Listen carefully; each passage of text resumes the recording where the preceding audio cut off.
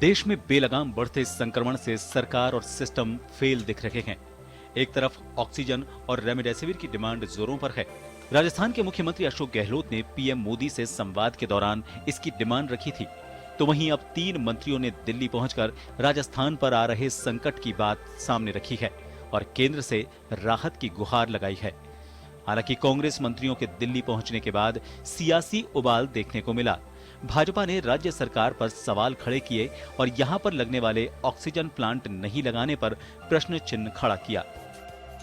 कुल मिलाकर के तो 265 टन दिया ही जा रहा है और ये बार बार कह रहे हैं हमें 80 मैट्रिक टन ही अलर्ट हो रहा है। बहुत फर्क है साहब, 80 मैट्रिक टन और 265 मैट्रिक टन में बहुत फर्क है। ये आपको एएसयू का आंकड़ा 125 मैट्रिक टन ये दे ही नहीं रहे। राजस्थान सरकार प्रेस को भी नहीं बता रही है और आपको भी नहीं बता रही है। तो ये भ्रामक प्रचार के माध्यम से केंद्र सरकार को घेरने का जो प्रयास इस समय किया जा रहा है, ये ठीक प्रयास नहीं है। हम इसको ठीक प्रयास नहीं मानते, क्योंकि केंद्र सरकार ने बहुत प्रयास करके ऑक्सीजन रेल चलाने का प्रयास किया, एयरलिफ्टेड का सिस्टम बनाया। अब तो जरूरत है जामनगर से एयरलिफ्टेड करके तो जोधपुर ऑक्सीजन पहुंची है।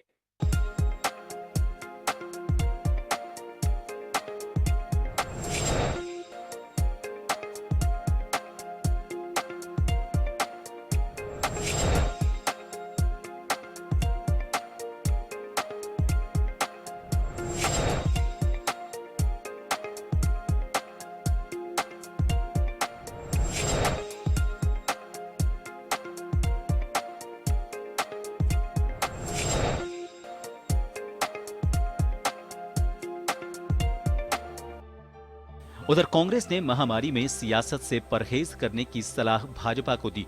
मुख्यमंत्री अशोक गहलोत ने कहा कि मंत्रिमंडल के सदस्य केंद्र सरकार से शिकायत करने नहीं पहुंचे हैं, बल्कि प्रदेशवासियों की जीवन रक्षा के लिए जरूरी संसाधनों की मांग रख रहे हैं। हालांकि इस बीच पीएम मोदी से संवाद करते हुए गहलोत ने राजस्थान में एक्टिव मरीजों की संख्या को देखते हुए ऑक्सीजन और रेमडेसिविर की सप्लाई की मांग रखी है। गहलोत ने ऑक्सीजन सप्लाई में पीएम नरेंद्र मोदी से कहा कि जिस तरह से पूरे देश में ऑक्सीजन प्लांट को एक्वायर किया गया है, उसी तर्ज पर टैंकर को एक्वायर करके राज्यों को ऑक्सीजन सप्लाई की जाए। तो क्या ऐसे में हमारी जिम्मेदारी नहीं बनती कि आपकी सरकार है, आप वहां बात करें, आप केंद्रीय मंत्री बात करके जो ईमानदारी से पूरे देश में कोटा मिल रहा है इंजेक्शन का या ऑक्सीजन का, वो कोटा राजस्थान को दे दें। राजस्थान को जितना, जैसे गुजरात को दिया है, तो गुजरात में जितने मरीज है उससे ज्यादा इंजेक्शन और ऑक्सीजन उनको दिए। हमें तो जितने हमारे मरीज आ रहे हैं, क्योंकि गुजरात से ज्यादा यहाँ मरीज आ रहे हैं। कोरोना संकट के बीच यूं तो सरकारें भी पूरी कोशिश कर रही हैं। आने वाले 1-2 दिन में इसके नतीजे भी सुखद हो सकते हैं, लेकिन पिछले 1 सप्ताह में जो हालात बने हैं, उनके बाद जनता एक ही सवाल कर रही है, मेरा क्या कसूर। ब्यूरो रिपोर्ट, जन टीवी, जयपुर।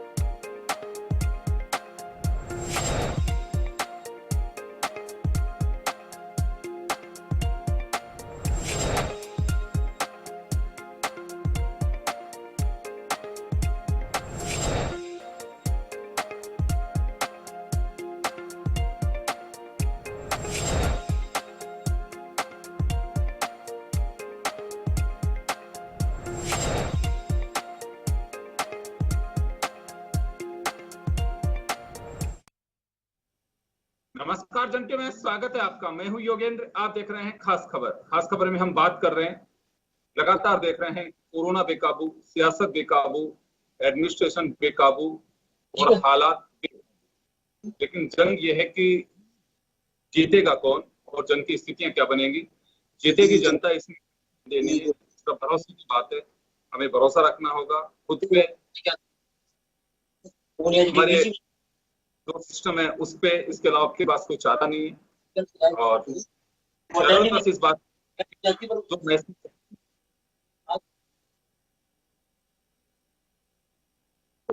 निकलना चाहिए, वहां से भी वही मैसेज जाए कि हम आपके लिए लड़ रहे हैं। हम आपस में चिट्ठी चिट्ठी ना लड़े, हम जनता के लिए लड़े। तो चलिए, हम मजमून आपने देखा हमारा और हम शुरू करते हैं। हमारे साथ वरिष्ठ पत्रकार श्याम सुंदर शर्मा साहब हैं, डॉक्टर वरुण पुरोहित कांग्रेस से हमारे साथ हैं, भाजपा से मनीष पारिक साहब आप हमारे साथ हैं। आप सभी का बहुत बहुत स्वागत है। श्याम जी, आपके पास आना चाहूंगा। रोज स्थितियां हम देखते हैं, लेकिन एक राहत की बात यह है कि सरकारी आंकड़ों में लगभग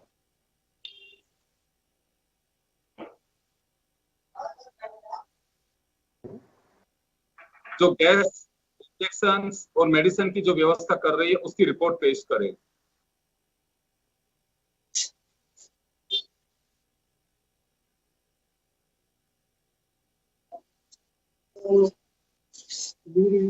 मेरी से सही, लेकिन अब वो भी जगह है और कहा है कि 2 मई को जो रिजल्ट आएंगे उसमें जुलूस नहीं निकलेंगे। तो चले, लेकिन फिलहाल आम जनता जो है वो पिसती नजर आ रही है। वो करे क्या? एक रेमडेसिविर का इंजेक्शन अगर किसी को चाहिए तो आप अंदाजा नहीं लगा सकते।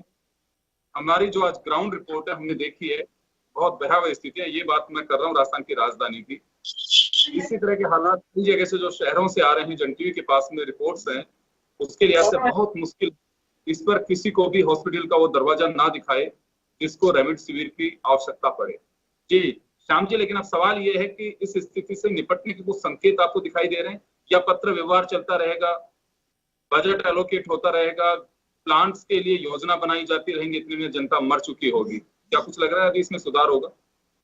देखिए योगेंद्र जी, ये बात सही है कि प्रशासनिक स्तर पर जो तैयारी की जानी थी वो दोनों स्तर पे नहीं, न केंद्र सरकार पे की कर पाए, न हम राज्य सरकार पे कर पाए। 1 साल आपको कोरोना ने दिया था कि आप अपनी मैनेजमेंट व्यवस्था और स्वास्थ्य सुविधाएं सुधार लीजिएगा, लेकिन सबने ये सोचा था कोरोना दोबारा नहीं आएगा। द्वितीय जैसे ही सेकेंड लहर आई, उसके प्रकोप ने आपको जिस प्रकार से पीड़ित किया, अब सारे व्यवस्थाएं फेल होती जा रही है। व्यवस्थाएं तो आपने की नहीं तो फेल तो होगी। आप देखिए, ऑक्सीजन प्लांट लगाने का जब समय था आपने लगाया नहीं। 4 तो साफ रख रहे हैं कि जयपुर में लगाना था, जोधपुर में लगाना था, कोटा में लगाना था या बीकानेर में लगाना था। आपके प्लांट अब तक शुरू नहीं हो पाए, आप अपना जनरेशन नहीं कर पाए। अब क्योंकि देखिए टैंकर्स की कमी रहती है। आज प्रधानमंत्री से भी मुख्यमंत्री ने बात की है, सोनिया गांधी जी से भी बात की है, और अब चिट्ठियों से बातचीत का मामला सिलसिला शुरू हुआ है। 3 मंत्रियों का समूह भी दिल्ली भेजा है, जिससे कि हमारी मांग को केंद्रीय मंत्रियों तक पहुंचे और प्रधानमंत्री तक जाए। ये मामला सिलसिला पहले से पत्रों की जगह अब व्यक्तिगत फोन पे बातचीत करना या भेजना, उससे व्यवस्थाओं में कुछ सुधार तो आएगा, लेकिन समय लगेगा। समय लगेगा तो आप देखिएगा कि जिस स्थिति में प्रदेश जा रहा है, आप देखिएगा कि जिस तरह से ठीक होने वालों की संख्या कम है, पीड़ित होने वालों की संख्या अधिक है, तो ऐसी स्थिति में बिगड़ सकती व्यवस्था। लेकिन हमारे यहाँ केंद्र के प्रतिनिधि काफी तादाद में, और जो निश्चित रूप से पावरफुल, वो हमारी राजनीति कर रहे हैं। वो कह रहे हैं कि देखिए, आज लाल मेघवाल जब बातचीत कर रहे थे पत्रकारों से, तो कह रहे थे केंद्र सरकार ने इतना आवंटन कर दिया। आवंटन करने के बाद कि आपको मालूम है कि गैस को लाने के लिए साधन चाहिए, टैंकर्स चाहिए, टैंकर्स है नहीं हमारे पास, तो आवंटन फिर हमारा किस काम का होगा। इसलिए आपने देखिए आज मुख्यमंत्री जी ने प्रधानमंत्री जी से कहा है कि जिस प्रकार से आप अधिग्रहण आपने ऑक्सीजन का केंद्र स्तर पे किया है, टैंकर्स भी आप एक केंद्रीय स्तर पे कर लीजिएगा, जो आवंटन करो उस हिसाब से आप टैंकर्स भी उपलब्ध करा दो। व्यवस्थाओं में देखिए सुधार आएगा आने वाले समय में, लेकिन आप 2 मई को जो चुनाव का जब रिजल्ट आएगा उसमें आप जीते हारे क्या हुआ, उस पर बहुत सारी चीजें इस राजनीतिक परिप्रेक्ष्य में सामने आएगी। तो ये बात सही है कि आप देखिए प्रतिबंध लग यहाँ तो जनता की फिक्र होनी चाहिए, केवल और केवल जनता की जान की फिक्र होनी चाहिए। आम जन किस तरह से दम तोड़ रहा है सिर्फ हमारे सिस्टम की वजह से, हमारे पास में वो संसाधन नहीं है, मात्र उस वजह से कोई अपनों को खो रहा है ऑक्सीजन की वजह से, कोई खो रहा है रेमडेसिविर का इंजेक्शन नहीं मिल पा रहा है, कोई कह रहा है उसे बेड नहीं मिल पा रहा है, कोई कह रहा है कि रास्ते में ही दम तोड़ा जा रहा है। बहुत भयावह स्थिति। मैं वो दृश्य आपको दिखाना नहीं चाहता, क्योंकि हमारा मोटिव, हमारा एजेंडा सिर्फ ये है कि जनता पॉजिटिव सोच की ओर चले। हम तो ये भी कह रहे हैं कि आज भी लोग ठीक होकर के ज्यादा घर जा रहे हैं, पैनिक होने की कोई आवश्यकता नहीं है। हिम्मत रखिए, ये घड़ी एक ऐसी है जिसमें हम हिम्मत से ही जीत सकते हैं। और अगर हालात के उद्देश्य देखेंगे तो बिल्कुल हम कह सकते हैं कि विचलित हो जाएंगे, लेकिन हम हमारे एक फर्ज के नाते कह सकते हैं, आपसे किसी से छिपी नहीं है कि हमारे हुक्मरान किस तरह की तस्वीर में इस देश को धकेल दिया है, प्रदेश को धकेल दिया है। लेकिन वो पिक्चरों से आपको फायदा नहीं है, सिर्फ फायदा यहाँ हो सकता है कि अब हम बड़प्पन दिखाएं और जो जनता ने वोट के दम पर आपको सत्ताओं में बैठा हुआ है उसका हम फर्ज अदा कर सकें। वरुण पुरोहित जी, आपके पास आना चाहूंगा। पत्र व्यवहार मुझे लगता है कि बहुत हो चुका है, अब तो आउट ऑफ कोर्स की चीजें हो चुकी हैं, अब तो धरातल पे उतरना चाहिए। हम 15 दिन से पत्राचार कर रहे हैं, लेकिन अभी हासिल क्या हो पा रहा है? योगेंद्र जी, पॉलिटिकल फ्रेटर्निटी पूरे हिंदुस्तान में टोटल फेल हुई है।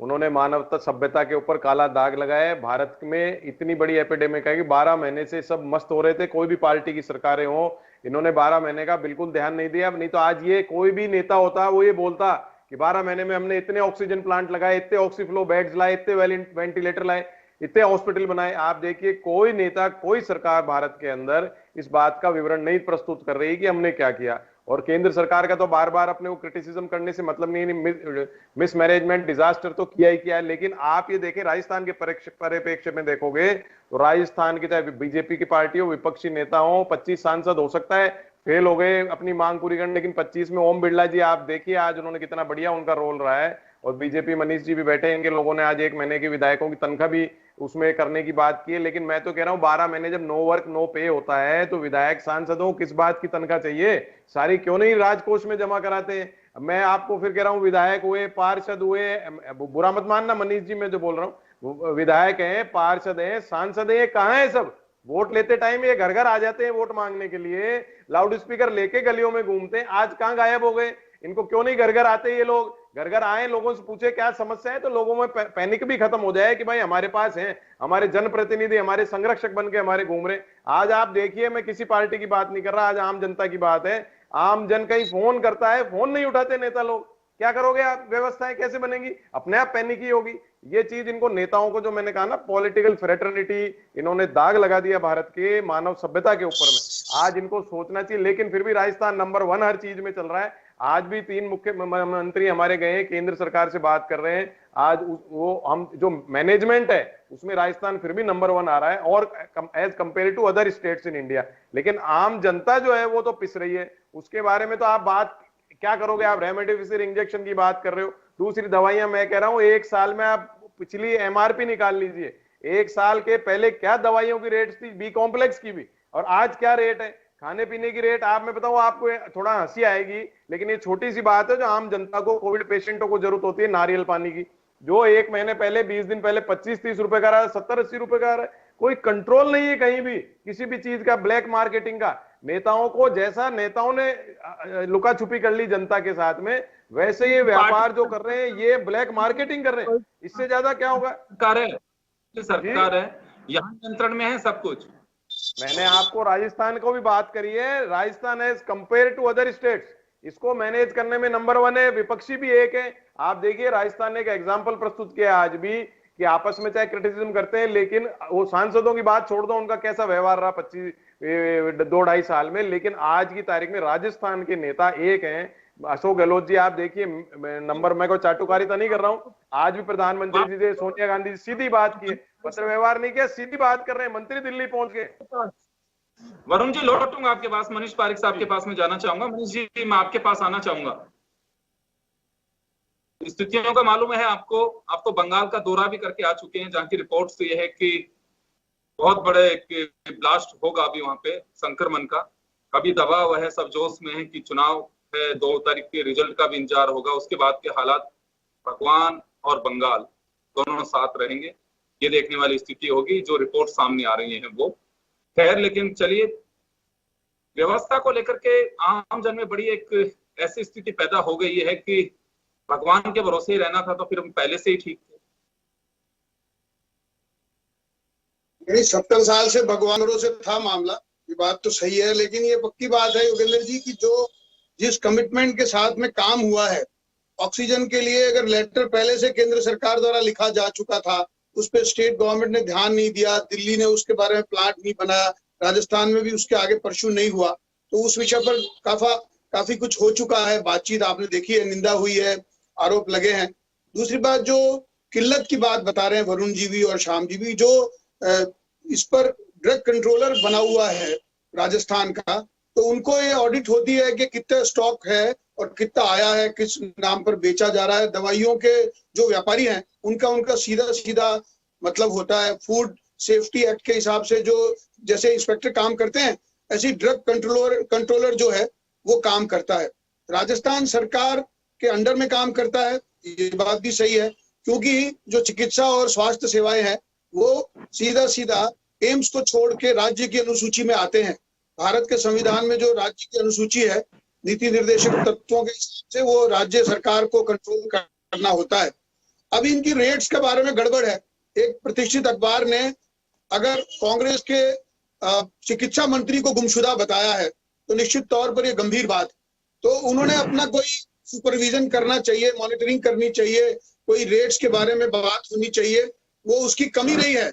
और यही कारण है, सबसे ज्यादा पीड़ा है कि कोविड पॉजिटिव पाया गया, अकेला घर से गया और उसके बाद में कोई भी उससे मिल नहीं सका, उसका रिश्तेदार। उसके बाद में मालूम पड़ा, कुछ दिनों बाद खबर आई, ये इतना रुपए बिल दे दीजिए, इतने रुपए पैसे दे दीजिए, और थोड़े दिनों बाद उसका देहांत हो गया और मालूम पड़ा कि उसका अंतिम क्रिया भी कर दी गई है। तो ये जो अंधेरे में सब कुछ हो रहा है, इस बीमारी की जो अपनी फितरत है, उसके कारण से आम जीवन की जो गरिमा है वो खत्म हो गई। हर आदमी को लगता ही नहीं है कि मनीष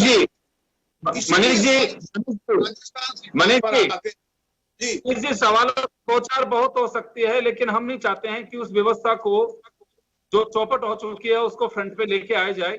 वक्त भी नहीं है और जरूरत भी नहीं है, क्योंकि वक्त ऐसा है कि हम एक आम जन को भरोसा दिला सके कि जो कुछ हुआ उसे भूले, लेकिन सरकारें आपके साथ में खड़ी हैं, आपके लिए व्यवस्था कर रही हैं। जनता उन सब चीजों को देखना चाहती है जो पीड़ित हैं, जिनके अपने या तो खोए जा चुके हैं या जो बिल्कुल इस तरह के हालात में हैं कि एक एक दिन निकाल रहे हैं। उन लोगों को मुझे लगता है कि एक राहत की मलहम की आवश्यकता है। वो कैसे उन्हें दी जा सकती है? आप वरुण जी पे आरोप लगाएंगे, वरुण जी आप पे आरोप लगा सकते हैं, किसी और पार्टी को भी आमंत्रित करता है, वो भी आप दोनों पे आरोप लगा रहे होते, उससे सोल्यूशन नहीं हो पाएगा।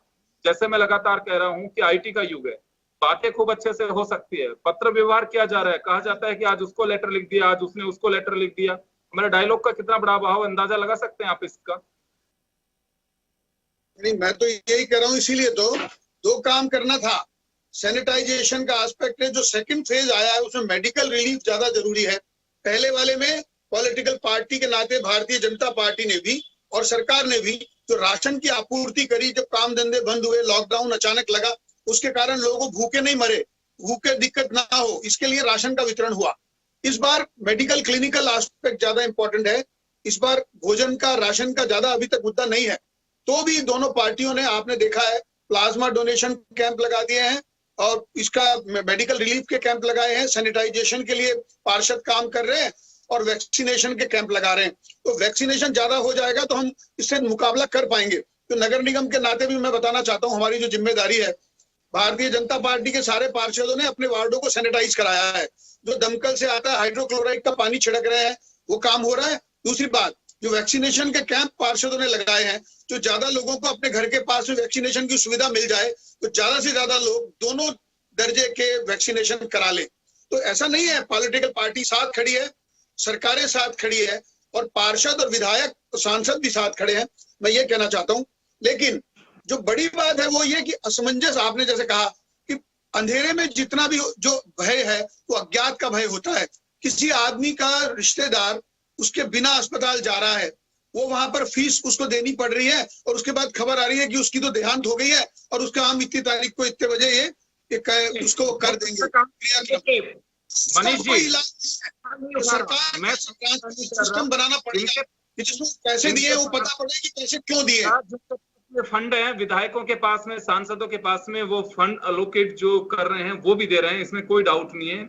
लेकिन मैं ये कहूंगा कि जो लोग ऑक्सीजन और दवाओं के लिए शहादत दे चुके अपनी, इस वजह से कह रहा हूं, इस लड़ाई में शहादत दी है लोगों ने, सिर्फ इस भरोसे से कि शायद हमें कोई बचाने वाला आएगा।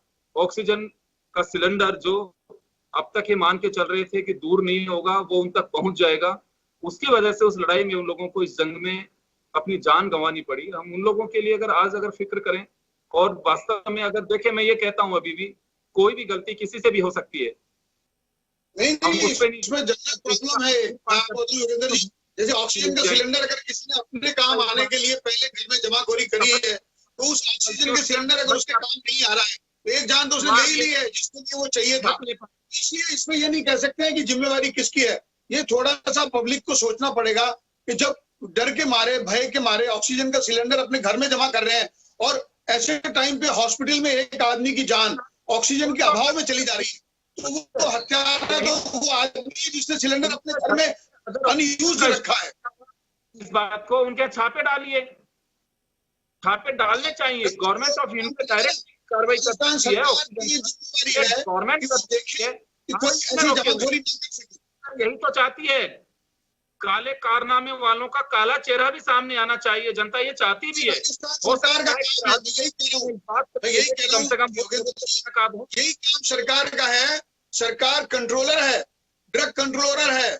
कहाँ जमाखोरी हो रही है, कौन सी दवाई का अभाव है, कौन सी दवाई का ज्यादा दाम वसूला जा रहा है, कहाँ पे स्टॉक हो रखा है, ये काम किसका है? ये राजस्थान सरकार का है। और हम इसीलिए कह रहे हैं कि राजस्थान सरकार ठीक से काम नहीं कर रही है। जवाब दिलवा रहा हूँ सर, समय का मैं जवाब दिलवा रहा हूँ। वरुण पुरोहित जी, सरकार को मॉनिटरिंग करनी चाहिए थी कि कहाँ किस चीज की स्टॉक की कमी है। हम बहुत लेट हो चुके हैं, इसी वजह से लोगों की जान जा रही है। देखिए, राजस्थान सरकार, मैंने कहा as compare to other state आज भी नंबर 1 है। अशोक गहलोत जी ने देखो अंत्येष्टि जो हो जाती है उसके लिए भी कहा सरकार ससम्मान अंत्येष्टि करेगी, जबकि उत्तर प्रदेश में इनकी सरकार है जिसके लिए ढोल पीटते हैं पूरी दुनिया में, ये योगी आदित्यनाथ की। वहां क्या हाल हो रहा है आदमी का। चलो मैं इनकी जैसे क्रिटिसिज्म नहीं करना पाता। अब मैं बीच में नहीं बोला। आपको सहन नहीं होती कोई बात, आपको सहन नहीं होती कोई बात, आपको सहन नहीं होती। अरे भाई क्यों मांग रहे हो फिर यूथ कांग्रेस से? आप भाजपा के लोग क्यों यूथ कांग्रेस से सहायता मांगते हो? फिर 1 महीने से क्यों श्रीनिवास के पीछे, अध्यक्ष के पीछे जाते हो? क्यों भारतीय जनता पार्टी के लोग यूथ कांग्रेस से सहायता मांग रहे पूरे देश में? ये चीजें मत करो आप। मैं क्रिटिसिज्म, आपके प्रधानमंत्री ने, देश का प्रधानमंत्री है, आपके नेता है वो, उन्होंने डिजास्टर किया है देश के अंदर। अब बार बार आप क्यों मुल्क खुलवाना चाहते हो? मैं आपकी तारीफ कर रहा था, आप फिर कांग्रेस के क्रिटिसिज्म पे आ जाते हो। आप नगर निगम में हो, हेरिटेज में, आप ये आउटर वाला आपके पास में ना, अरे ग्रेटर आपके पास है, कितने पार्षद बैठे हैं अस्पताल के पास? आपके पार्षद, आपका मेयर कितने अस्पतालों के बाहर बैठा है? मुझे ये जवाब दीजिए। आपके कितने भारतीय जनता पार्टी के आदमी एक एक अस्पताल के बाहर बैठे हैं जनता के लिए? कोई सहायता केंद्र लगाए आपने वहां पर? बेकार बात है चीज में कांग्रेस को क्रिटिसाइज करना। अब राहुल गांधी का नाम आप भूल गए, उनका नाम लेने लग जाओगे, प्रियंका गांधी। अरे भाई आप इस समय दिखाइए, आप मानवता दिखाइए। आप, मैंने क्रिटिसाइज नहीं किया था, आप फिर कांग्रेस के ऊपर आ जाते हो। मैनेजमेंट में राजस्थान सरकार पूरे देश में नंबर 1 है आज भी, लेकिन आम जनता की बात करो। आप कहीं नहीं हो, आप कहीं नहीं हो पिक्चर में। यूथ कांग्रेस से सहायता मांगते हो, आपकी सरकार है केंद्र में, क्यों मांगते हो यूथ कांग्रेस की सहायता? डिजास्टर मैनेजमेंट एक्ट लगा हुआ है, disaster management act, epidemic act, सारा कंट्रोल केंद्र सरकार के हाथ में। जब आप भूखे नंगे कर दिया देश को, जब कह रहे हो राज्य सरकार है ना पे, अब राज्य सरकार के मुद्दे क्यों बोल रहे हो? ऑक्सीजन जी बात कर रहे हो, पूरा कंट्रोल केंद्र सरकार का है ऑक्सीजन के ऊपर, हर चीज के ऊपर। बेकार बात करते हो। अगर ऑक्सीजन के ऊपर राजस्थान का कंट्रोल होता है तो भिवाड़ी के आप नहीं कहते आयनॉक्स सिलेंडर क्यों रोक लिए, ये क्यों रोक लिए। राजस्थान में कमी नहीं थी, राजस्थान में कोई ऑक्सीजन की कमी नहीं थी, आपकी नीतियों के कारण हो रही है ये सब। आज भी आपकी उत्तर प्रदेश की सरकार कर रहे हैं, इसकी बात मैंने कहा कितने जयपुर के इलाज करा रहे हैं, उत्तर प्रदेश आदमी जयपुर में इलाज कराने, मुझे जवाब दो। अगर आपकी भारतीय जनता पार्टी की सरकार उत्तर प्रदेश में कर रही है तो क्यों आ रहे हैं वो लोग, गुजरात से क्यों आ रहे हैं, मध्य प्रदेश से क्यों आ रहे हैं जयपुर में इलाज कराने, राजस्थान में इलाज कराने। ये बात मत करो आप अपनी मानसिकता को थोड़ा सुधारो। जैसे आपके बड़े नेता रोकना चाहूंगा, मैं श्याम सुंदर शर्मा साहब के पास में जाना चाहूंगा। श्याम जी आपके पास आना चाह रहा हूं मैं ये जानना चाह रहा हूं कि हम ये जो कुछ नजारा देख रहे हैं यही एक्चुअल में भी चल रहा है। जनता को क्या राहत मिल सकती है इससे, हम जनता की फिक्र कर रहे हैं। देखिए योगेंद्र जी, स्थिति तो अभी तो और बिगड़ेगी, और बिगड़ेगी तो ऐसी स्थिति में आम जनता को सजग होना पड़ेगा और खुद को और खुद के परिवार को बचाने के लिए घर में रहें, आवश्यकता इसके अनुसार बाहर निकले, बाहर नहीं जाएं। पीड़ित हो जाओगे तो सरकार आपको इलाज कराने की स्थिति में नहीं आएगी, क्योंकि जिस संख्या में आपके लोग आ रहे हैं, आज भी देखिएगा जयपुर में 2289 लोग पीड़ित आए हैं। संख्या ठीक होने वालों की संख्या ज्यादा है, पीड़ित होने वालों की अधिक संख्या होगी, तो व्यवस्थाएं चाहे कितनी भी कर लो बिगड़ने वाली है, आपका कंट्रोल होना मुश्किल होगा। इसलिए सही है कि जिस प्रकार से हमारे नेतागण हैं वो एकता का संदेश दें, चाहे ओम बिरला हो या ओम माथुर हो, वसुंधरा राजे हो, जितेंद्र सिंह शेखावत, इतने बड़े हमने केंद्र। ये मुश्किल वक्त है, बयानबाजी से ज्यादा जरूरी ये है कि जनता को इस बात का भरोसा और एहसास होना चाहिए कि सब लोग एकजुट है इस जंग में और हम इससे जरूर जंग जीत पाएंगे। चलिए, सरकारों की जो स्थिति है आपके सामने है कोरोना से लड़ने के लिए, लेकिन मैं कहना चाहूंगा कि आम जनता भी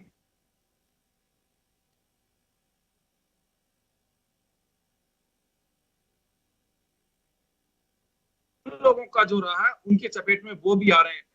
एक संक्रमित की वजह से वो कितने बेगुनाह जो हैं उनकी लापरवाही का शिकार वो लोग भी हो रहे हैं। श्याम जी सही कह रहे हैं, हम जन टीवी की ओर से अपील करते हैं, आप सुरक्षित रहिए, घर में रहिए, मास्क लगा करके रखिए, और इसमें कोई संदेह नहीं है कि अगर आपको आपकी जान की फिक्र नहीं है तो आपको निश्चित मान के चलिए कि बाहर किसी को आपकी जान की फिक्र नहीं है, ये तय मान लेना चाहिए। और अगर आपकी जान की परवाह है, सुरक्षित रहना है, तो आप घर में रहिए, बेवजह मत घूमिए, क्योंकि आप उन कोरोना योद्धाओं से बड़े योद्धा हैं कि आप बेवजह घर से नहीं निकल रहे हैं, बिना मास्क के नहीं निकल रहे हैं। मुझे लगता है आपका इस देश पे बहुत बड़ा भार होगा, बहुत बड़ा ऋण होगा, बहुत बड़ा आभारी माने जाएंगे आपके लिए सब लोग। आप बाहर मत निकलिए, आपकी सेहत की सबको चिंता है। बहुत बहुत शुक्रिया आप सभी का। खास खबर में इतना ही, दीजिए इजाजत, नमस्कार।